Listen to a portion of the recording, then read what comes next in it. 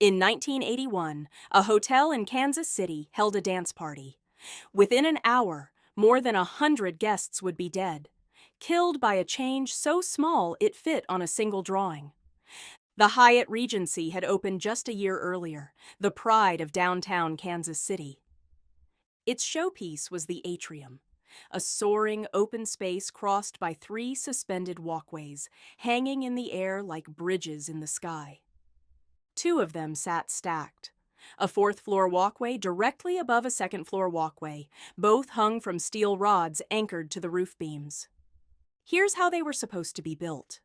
One long, continuous rod would run from the ceiling, pass through the 4th-floor walkway, and carry on down to the 2nd-floor walkway below. In that design, the 4th-floor connection only had to hold one thing: the weight of the 4th-floor walkway itself. And yet, even this original design was already weak, supporting only around 60% of what the building code demanded. Then came construction. The fabricator looked at that long rod and balked.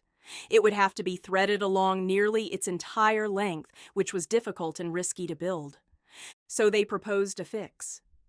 Instead of one continuous rod, use 2 shorter ones. The first holding the 4th-floor walkway to the ceiling, the second hanging the lower walkway from the upper one. And that's the fatal flaw. In the new design, the 4th-floor connection no longer held just its own walkway. It now carried the 4th-floor walkway and the entire 2nd-floor walkway hanging beneath it. Look at the 2 side by side. One connection, the same nut. But the load on it had just been doubled. The change was proposed over the phone and on paper, and mistakenly approved by the structural engineer. No one stopped to recalculate the load. And there had already been a warning. During construction, part of the atrium roof collapsed, a sign that something was wrong, and a sign that went unheeded. The result: a connection capable of holding only about 30% of the load the code required. It was an accident waiting for a crowd. That crowd arrived on July 17, 1981. A weekly tea dance filled the atrium with music and motion. Around 1,600 people packed the space, many of them climbing onto the walkways above to watch the dancing below. And up at that one overloaded connection, the steel began to give. The box beam slowly deformed as the nut started pulling through it. At 7:05, people heard it. Sharp popping sounds as the nut tore into the steel of the box beam. Then the connection let go completely. The rod ripped clean through the beam, and the support was simply gone. The 4th-floor walkway dropped straight down, onto the 2nd-floor walkway directly beneath it, with people standing on both. Together they crashed to the lobby floor, onto the crowd dancing below.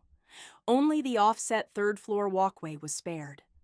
When the dust settled, 114 people were dead and over 200 injured, the deadliest structural collapse in American history at the time. The investigation found the cause almost immediately. That one change, from a single rod to 2, and the doubled load no one had checked. The engineers responsible were found guilty of gross negligence and lost their licenses to practice. The lesson was simple and hard.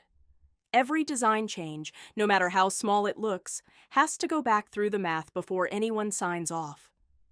The disaster reshaped the profession, sharpening the rules around exactly who is responsible when a design changes.